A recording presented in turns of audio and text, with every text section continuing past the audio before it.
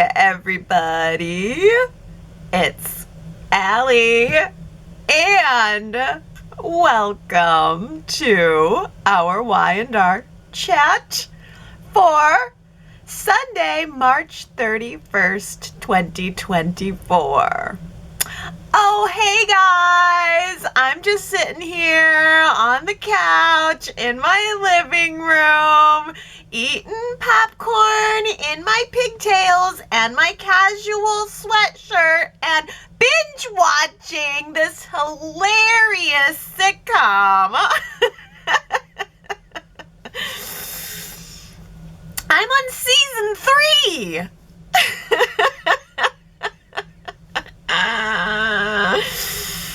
Wow. Just wow.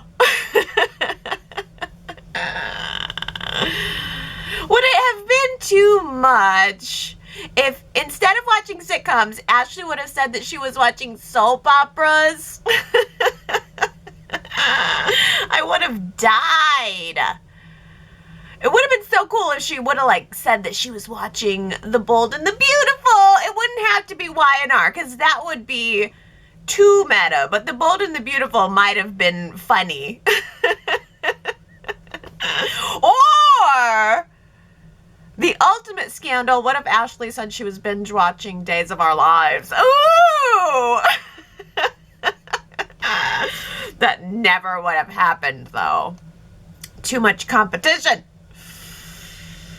But I know, even just from the Days of Our Lives that I watched back in the 90s, that the role that Eileen Davidson is playing here is really similar to the many roles that she had on Days of Our Lives, and we just really haven't gotten a chance to experience it on Y&R. But she's so good at it. She's adopting these completely different personalities, and she's pulling it off flawlessly. I mean, it's a skill, a real skill, and she is nailing it, because literally what she's doing is mimicking someone. She's mimicking someone with each personality, and I really find myself wondering who Eileen is mimicking with this younger teen version of Ashley, because there's almost this southern accent there that makes me curious, and she's just very flippant about everything and very casual, and just I love it. And it does seem like now we're getting 3 distinct Ashley personalities. We have the one that's a teenager. We have the one that's a sex kitten, purring all over Tucker. And then we have this other one who seems very scared, and she was calling it off with Tucker. Or maybe that's original Ashley trapped on the inside. I'm not sure. But they're all switching off with each other, and they seem to agree when it's time to switch off. This is just so interesting to me. I mean, it's sad and concerning, of course, but it's interesting to watch because Eileen Davidson is doing it so darn good. Jack and Tracy definitely know that something is seriously off here, but they don't know what to do about it. Tracy told Jack this week that he's being very judgmental toward Ashley, and likewise, Nikki warned him about that. She told Jack, if you want my advice about Ashley, you need to just stay out of it. You need to remain neutral so that you can be a safe space for Ashley to confide in if she decides she wants to come to you, instead of being someone who she feels is judging her. So it seems like Jack and Tracy don't really know what to do, and they're not really taking any action here. They don't know what action to take. So I guess it's kind of up to Tucker now. It's clear that Tucker is on a mission to get Ashley some help, and with the way that she was running really hot or cold toward him, I'm going to break it off, no, let's get together, he's more convinced than ever that something is really, really not right. He has seen the distinct personalities, and he told her that he can tell that something is not right, but she is not listening. He told her that he thinks that she needs to go get therapy, and she's just like, yeah, no thanks.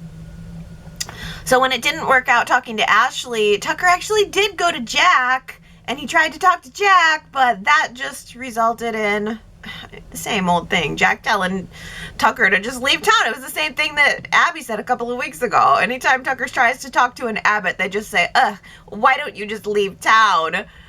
And Tucker said, hey, maybe I won't. Maybe I'll move my company Glissade here to Genoa City. Wouldn't that be a gas? Maybe I'll just go to competition with you. And maybe that's going to happen. Maybe Ashley is going to end up being so grateful toward Tucker for being the one to help her get help that she'll end up wanting to go work for him, and maybe they'll rule Glissade together. But for now, I guess we're just still stuck on this mystery path with Ashley keeping on trying to seduce Tucker, and I guess he's going to be keeping on trying to get her the help, even if it comes at the expense of his relationship with Audra, which is what it seems has happened. Audra says she is done with Tucker. She told it to Sally this week and also to Nate, which I think is really disappointing because I liked Audra and Tucker together a lot, but she says that she's really, really, really done with him this time. And now we've got Nate coming around the corner again, wanting to be there for Audra, wanting to defend Audra against Tucker, as if Audra's not barracuda enough to take care of herself. Of course, Jordan is not dead. Was there ever any doubt? No. Not in my mind, anyway. And I have to say, I guess I appreciate this a little bit more now, knowing that Y&R was aiming for a cliffhanger, because they did that on like Thursday, and they didn't even pick up the Jordan story until like Tuesday. So maybe they just really wanted there to be a blank space there and to leave the audience wondering what happened. So it was a sort of an intentional cliffhanger that I'm not entirely sure that they pulled off, but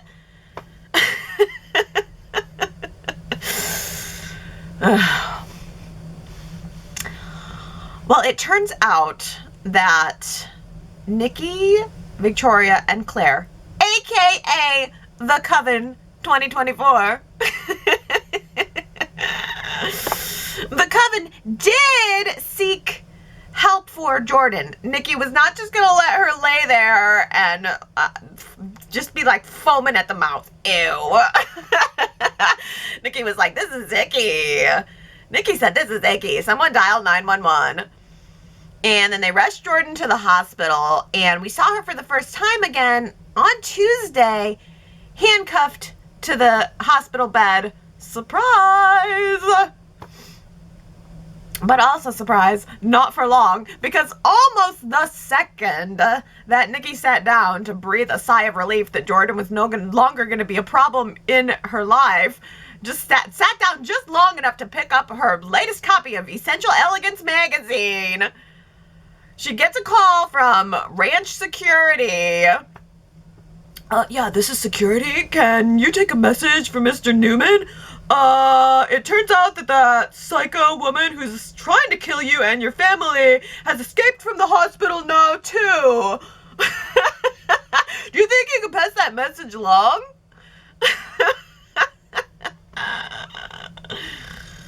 Oh my goodness. How'd she pull that off? Jordan is a real Houdini. The question is, how can she handle a sucker punch? There's a nice little nugget for all of you Houdini fans in the house. Oh. Well, so I guess the question is, where will Jordan pop up next? Maybe she will be dressed as a French maid at Nikki and Victor's anniversary celebration. The anniversary of their very first wedding, not all the other ones, like the 7 other ones. We're not celebrating those. We're celebrating the very first one, the one that Eve Howard crashed. So it makes sense we're going to go ahead and celebrate that one, because that's the one that counts anyway. The first one is the one that counts. The others are just sort of like refreshing the marriage.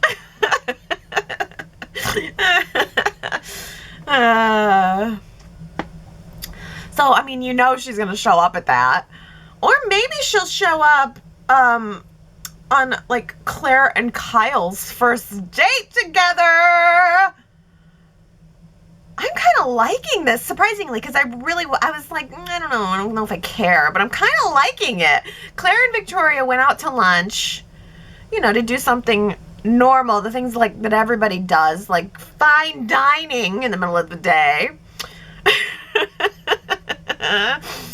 And Kyle kind of floats into the restaurant, and Victoria goes off to make a phone call, and Claire says, hey, why don't you sit down with me?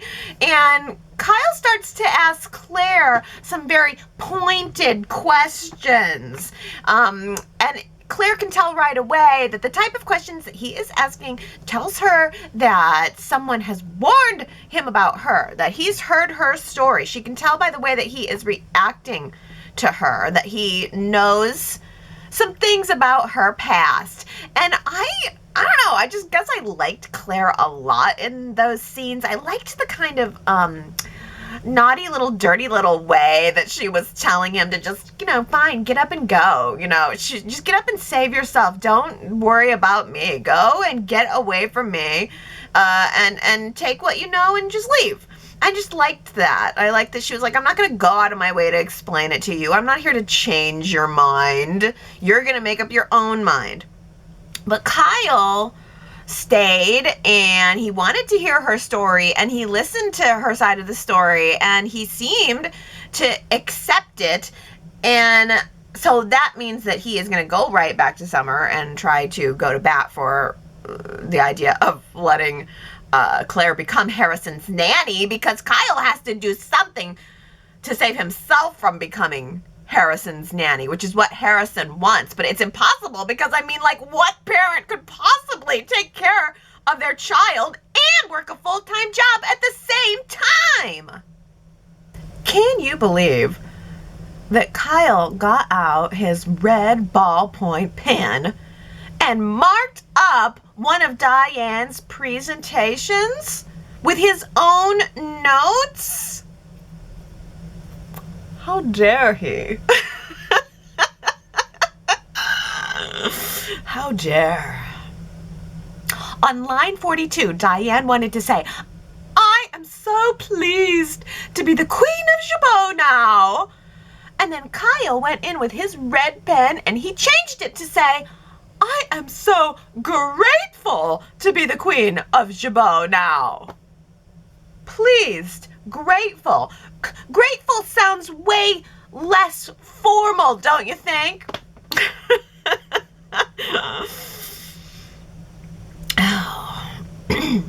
Yeah, I don't know. I'm kind of waiting for this feud to heat up, because I like the idea of it.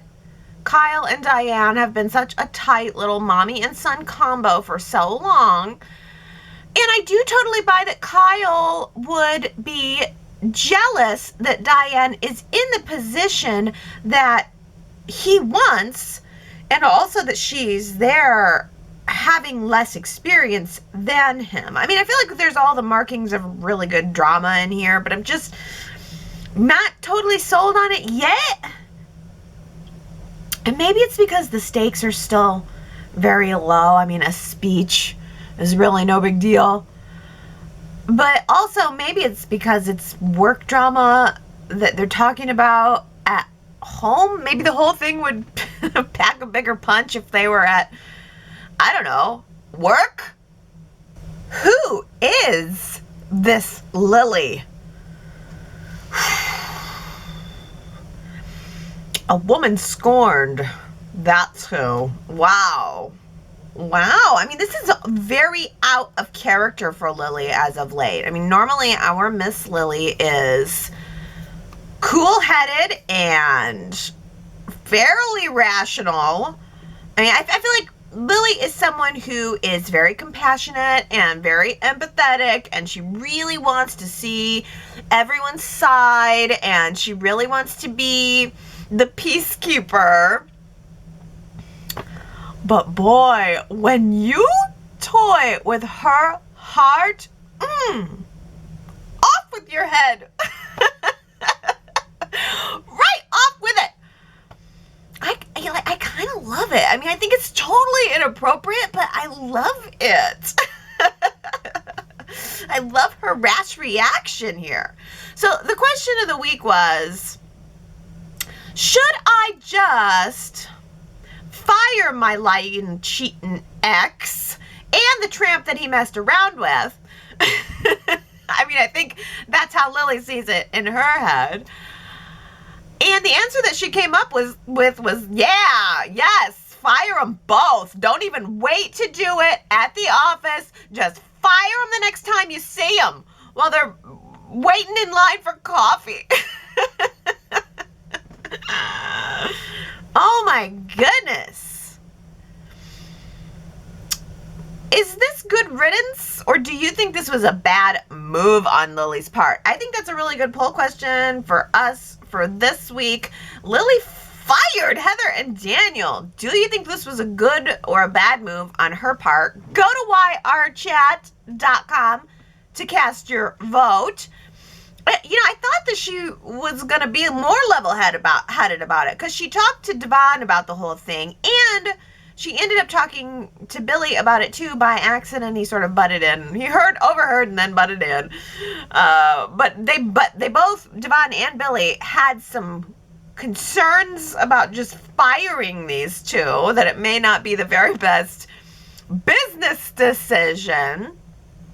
Because number one, Daniel is the head of Omega Sphere. I mean, that's a big part, apparently, of Chancellor Winters. So don't you think it might be detrimental to the company to just go ahead and fire the head of that whole division and remove him right in the middle of all of the projects that he's got going on? And also, number two, Heather's a lawyer. She could just turn around and sue them for wrongful termination, I guess. And that's kind of what I'm hoping is happening. That's where I hope the story is going, because I feel like nobody ever sues when they get fired. And man, I'm not a lawyer, but I feel like this is lawsuit worthy if I ever saw it. You know, the CEO of a company shouldn't be able to just fire two people from their jobs because they hooked up and she doesn't like it. I mean, yeah, I feel like there would be a case here. But then again, Heather and Daniel were both kind of talking about quitting anyway to save everybody the trouble and the heartache, but I don't know. You never know.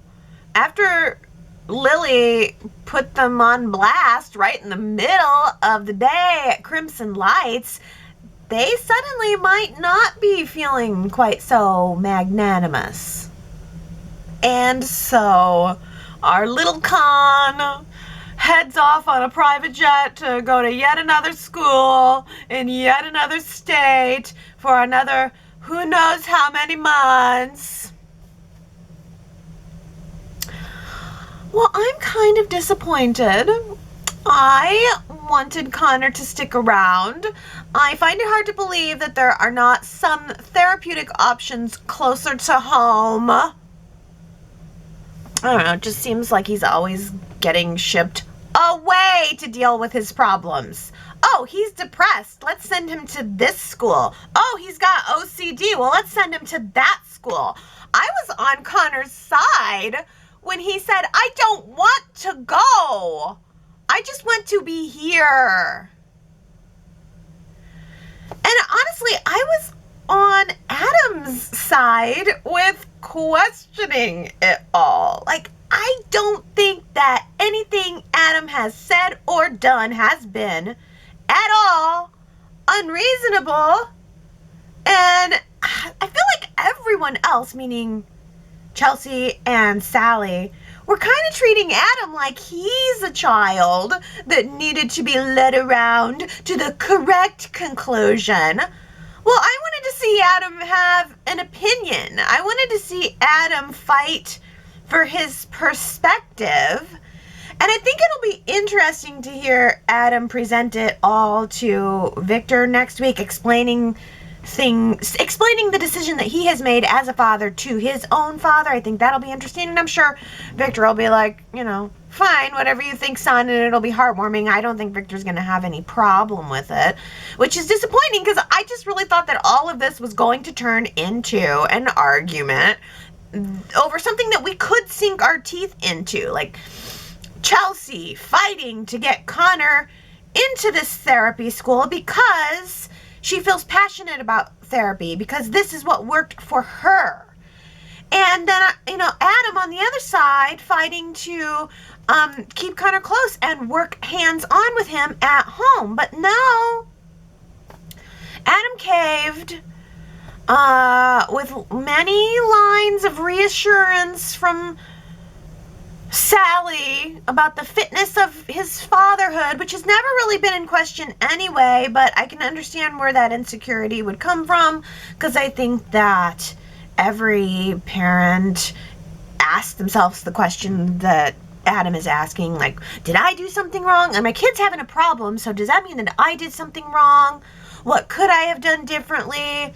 How could my child be this way when I'm not this way? Like, that seems normal. It all makes sense to me, but it just all fizzled out for me. So, oh well. There we go. Fine. Connor is their kid. They can go ahead and screw him up however they want to. So, I'll see you at Christmas, little buddy. Bye.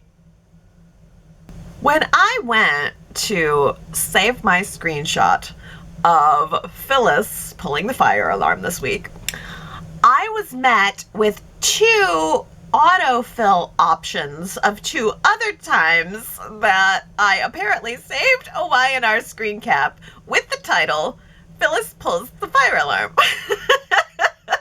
If you can believe it, I had 2 other screenshots of this incident. So the first screenshot was from 2018, and it was titled, Phyllis pulls the fire alarm to stop Nick from telling Sharon about their tryst.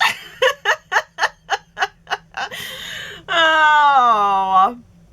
And that was the great Gina Tognoni playing Phyllis. And I'm guessing that must have been at around the time of Nick and Sharon's last Never wedding, the one that we saw the reenactment of a month or so ago. And the second picture was from 2020, and it was titled, Phyllis pulls the fire alarm to stop Abby and Chance hanky-panky. And now that was Michelle Stafford, Danny Bowes in the role of Chance, and it was at the Grand Phoenix, presumably when Phyllis owned it. Phyllis was standing in the lobby in a robe, and Abby and Chance were dressed formally and looking like they were maybe dating. I can't remember exactly, but I don't. Did Phyllis have a crush on Chance while Abby was dating him? I don't remember. But either way, the point is, the old pull the fire alarm in order to stop some action from happening is clearly a Phyllis move. It's the old standard. And this time was no exception. Just add another screen cap to the list. Oh my, yes.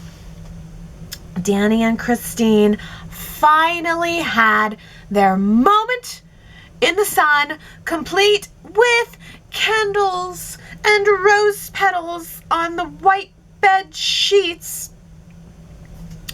And Phyllis just can't stand the fact that they might be in there doing the naughty. I mean, why would Danny want Christine when he could have all of this? God, that was great. And so relatable too, because I mean, haven't you ever been there when someone you likes somebody else better than you, and you can't figure it out because, hey, man, I'm sexy, I'm cool, why not me?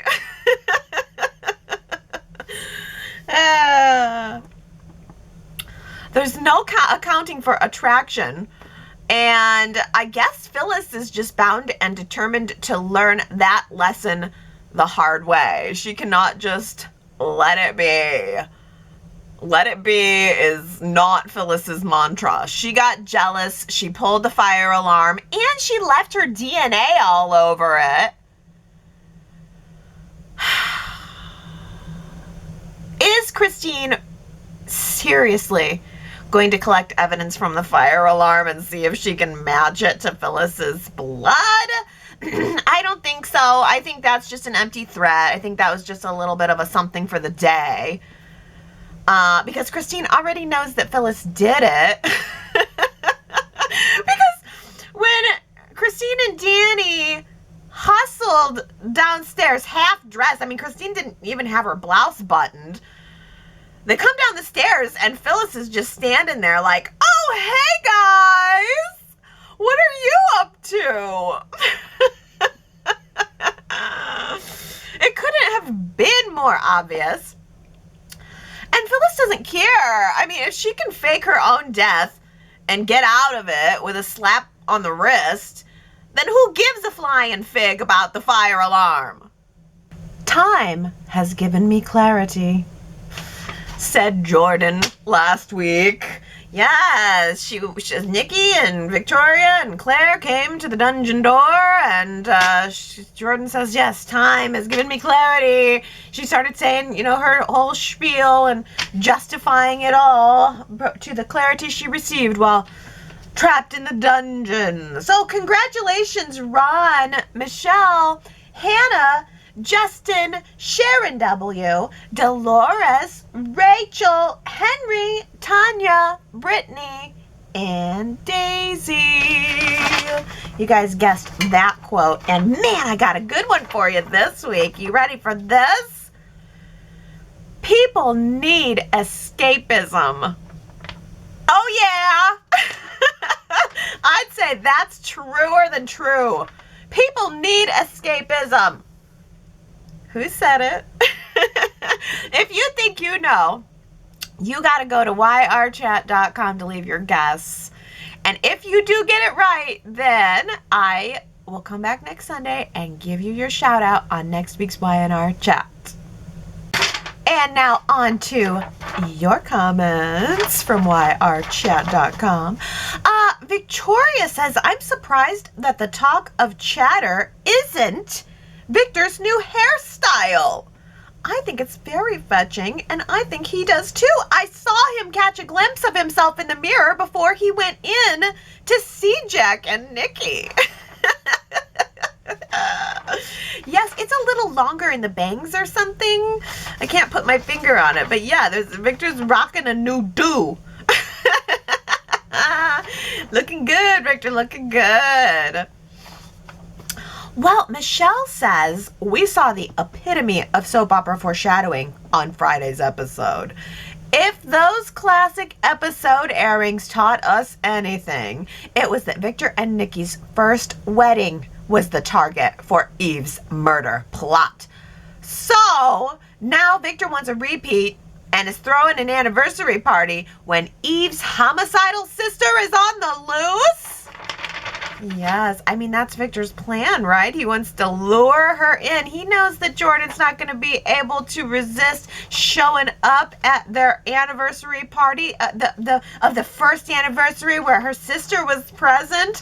We're going to recreate that whole situation just with a new villain. That's why I think Eve was like in a French maid uniform or something. She was in some kind of server's uniforms. I feel like we're going to recreate all of that, and it's going to be fun. I'm for it. Yeah, Sharon W. says, well, I know where Victor can get an additional server for he and Nikki's upcoming party. It's none other than the curly-headed redhead sitting directly in front of Nikki at her AA meeting. That redhead is definitely Jordan in disguise. And to prove it's her, just tie the following two events together. Nikki was pouring her heart out at the AA meeting and rehashing the constant struggle she now lives with every day, trying to keep from drinking. She was distraught while she spoke about it, wishing that Jordan was dead. Then, in next week's previews, Nikki is served a triple vodka while dining with Jack. These two events seem to show that Jordan has not only been watching Nikki recently, but watching her from a very close distance. Yes, I did not connect that, Sharon W., so that's a really good catch. Jordan is still here, and in fact, she is right under Nikki's nose. Sharon W. also says, in the previews showing Cole, Victoria, and Claire, Cole seems to take center stage with the calm way he acts around Claire and the loving way he acts around both Claire and Victoria. Here's hoping that may indicate that Victoria will again fall back in love with Cole. He is such a great boost to the Y&R cast. Yeah, and I guess we're going to go back to the Tack House next week, right back to where it all began. That should be good. Well, Naomi says Kyle is combing his hair differently and is looking handsome. Yes, there's a lot of hair changes this week. Gary says Kyle is very sensitive with Claire Grace. He's our new James Dean. Yes, Gary nailed it. He totally has a new James Dean look. It's a lot of pomade. The hair is stiff. I mean, you could eat off of it. It's hard as a dinner plate.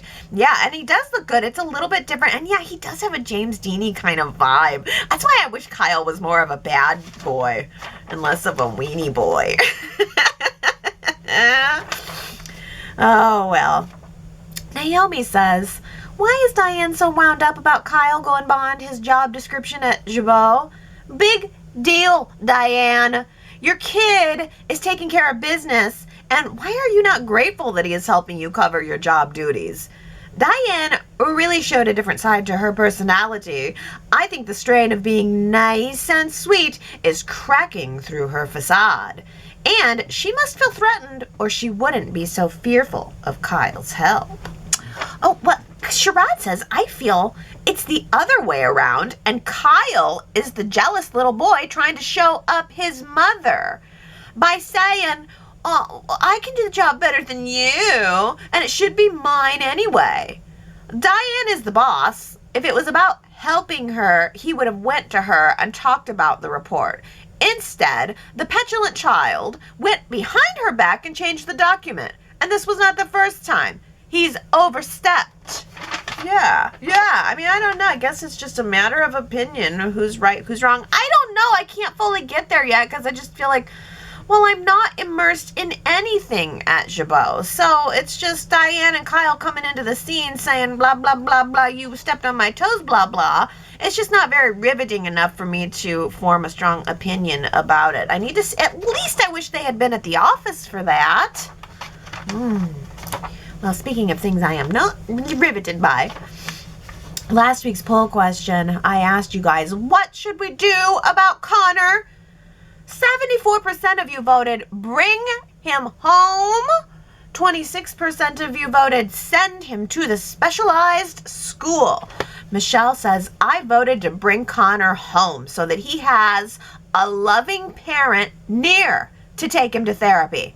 I'm not familiar with sending kids that age away. Yeah, you know, and I guess that's the thing, Michelle. It's like, is there not therapy that's close to home that would allow him to live at home and still get, and I mean, even if it's like once a week you have to drive 3 hours to get him the therapy he needs, so what? Get an overnight hotel for once a week or whatever. But I feel like I'd want to be with my kid. Marianne V says, I also voted bring him home. I think Connor will do better in familiar surroundings. He's been doing a good job with portraying his unhappiness and rituals. I hope he doesn't copy Chelsea and try to kill himself. That wouldn't be good. He's a strong kid with the support of family and friends. He should be fine. Yeah, and I understand where Chelsea's coming from with all of this too, because she does not want to see her child have a suicide attempt and worse, be successful at it. And like kids, at this age, that's so rocky. Kids don't understand that. They don't have the foresight to know that it will get better. And that's one of the things I liked about Adam talking with Connor this week too. He said it'll get better, and it will. And it's just, as you're a kid, you can't see past that. You don't know yet. You don't have the collective life wisdom to know that things change.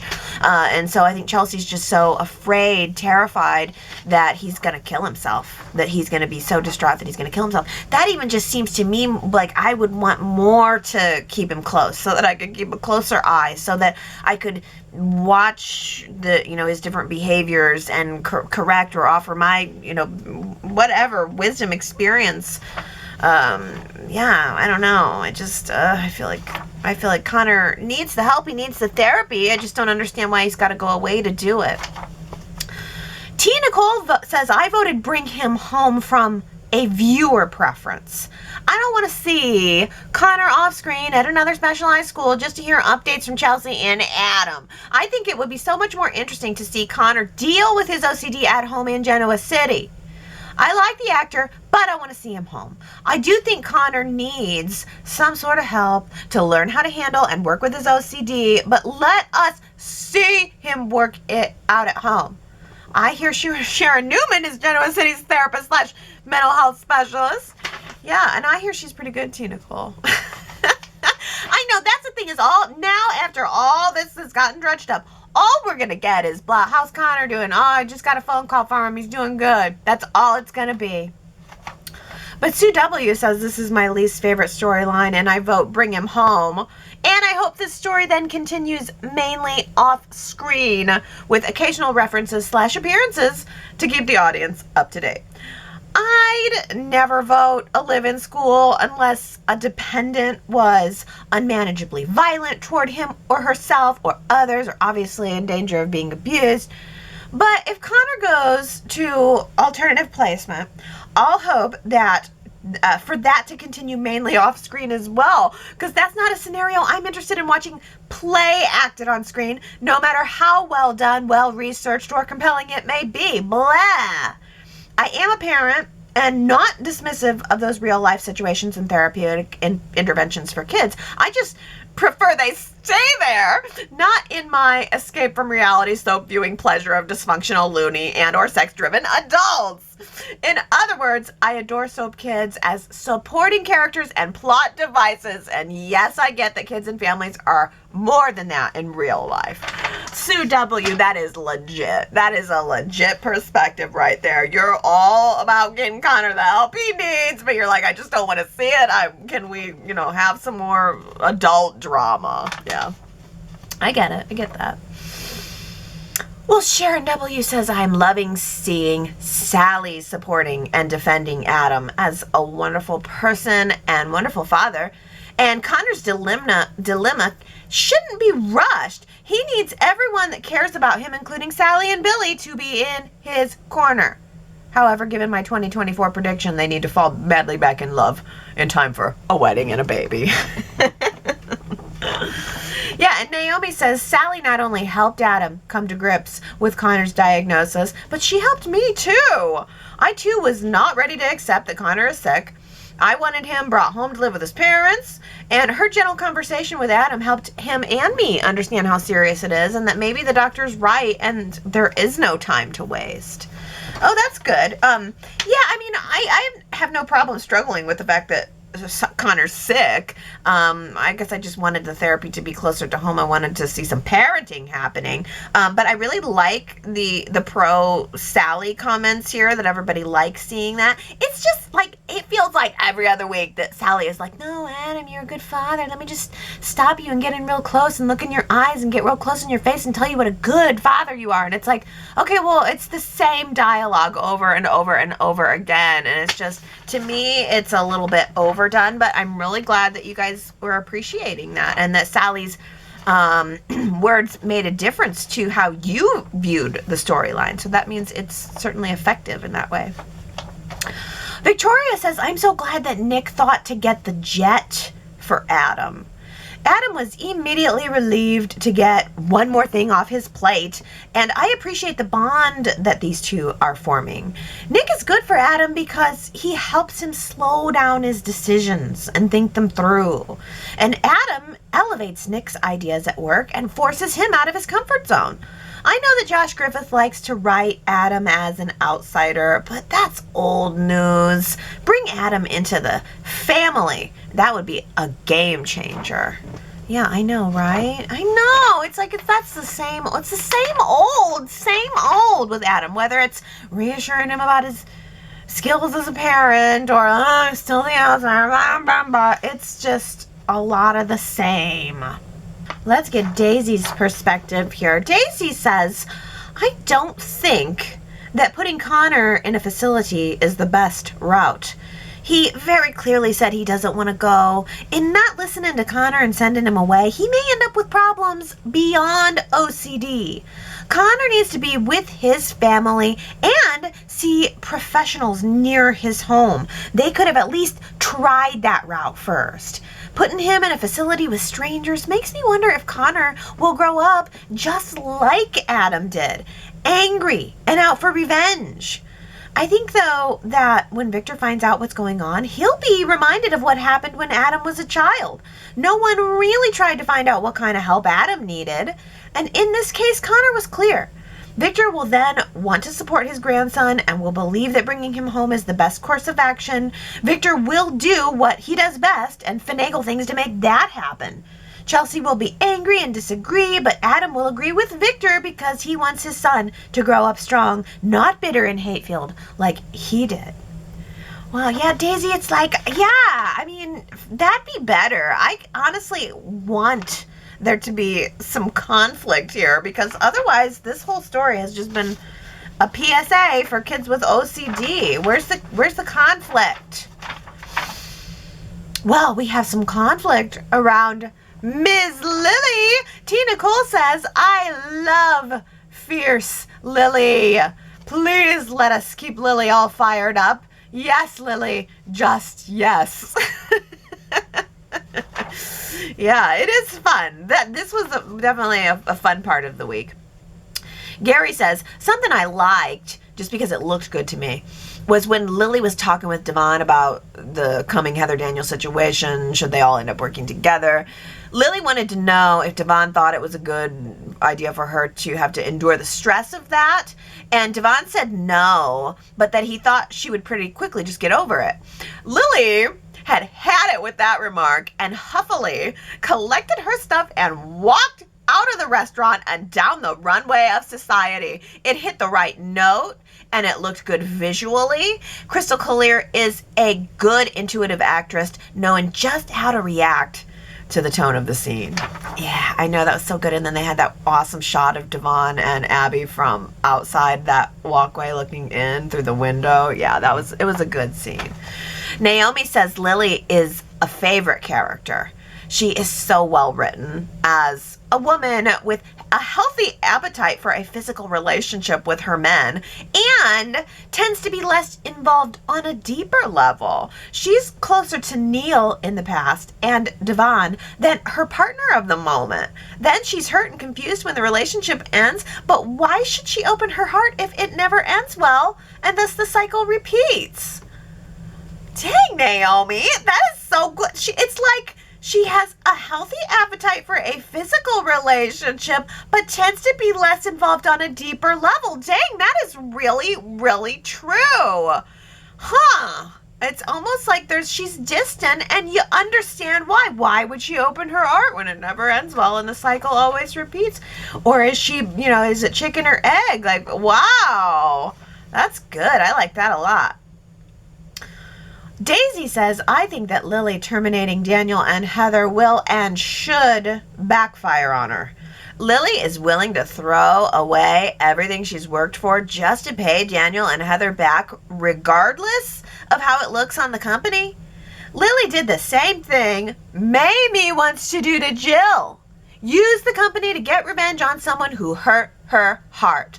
But most people and corporations don't want to work with a business whose CEO uses her hurt feelings to manage the staff. I hope, though, that Jill recognizes what Lily did is bad for business. It'll likely cast a dark shadow on the company. So I think that Jill would have cause to terminate Lily's contract. Her actions seem inappropriate for a CEO, and I would think that the board would or should agree. That's so interesting. Maybe Jill is not going to appreciate this, and maybe that'll give her a reason to yank Lily out of that CEO chair and to put Billy in it permanently. Well, let's take it to a lighter note. Victoria says, Y&R set designers for Crimson Lights have added a nice coffee pot diagram. It's on the patio, on the wall with the bulletin board. It's different from the kitschy items in the main area, but they are falling behind on their seasonal displays. Those fall leaf centerpieces need to go back into storage. Give the viewers something fun to look at. A centerpiece of spring cake pops would be a nice splash of color. Those fall, that has been bugging me all winter. Those dang fall leaves with, I think they have like little pine cones or something on them. That display has bugged me. It's fall leaves for sure, and it's been there all winter, and it's been needed to change like 5 months ago. It's too much. Diana with another set note says, as the warmer weather approaches, I wonder if we'll be getting the dive bar back. We've not seen it in a couple of years, and it was a fun outdoor set that would be nice for the summer season. And as Allie said, when you burn down a set, you have to build another one. That's the rule. I love the dive bar too, and it's located on top of the athletic club. So we've been getting a lot of athletic clubs, so for summer that makes complete sense. Give us a fresh of breath air. Get us back to the dive bar, summer 2024. Sue W. agrees and says, I would love for Y&R to have that set again. Although the sight of Audra in a bikini might actually cause all of the Genoa City men's heads to actually explode, or at least relegate them to stuttering idiots, those that aren't such already. Oh my goodness, that dive bar set has the pool. Can you imagine if Audra showed up there in a bikini? I mean, Lord help us. If Audra showed up at the dive bar in a bikini, whew, a little thing called the internet might break. Have you heard of it? Okay, everybody. That takes us to the end of yet another riveting Y&R chat. Boy, I hope you enjoyed it. And I hope you go to yrchat.com to leave your comments and to vote in the poll and do the quote and see all of the photo captions there. I should do a collection of Phyllis fire alarm photos so you can see all three together. I think you could probably search the site for it. I think there's a search bar. Maybe. Yeah, okay. Well, yes. Y&R.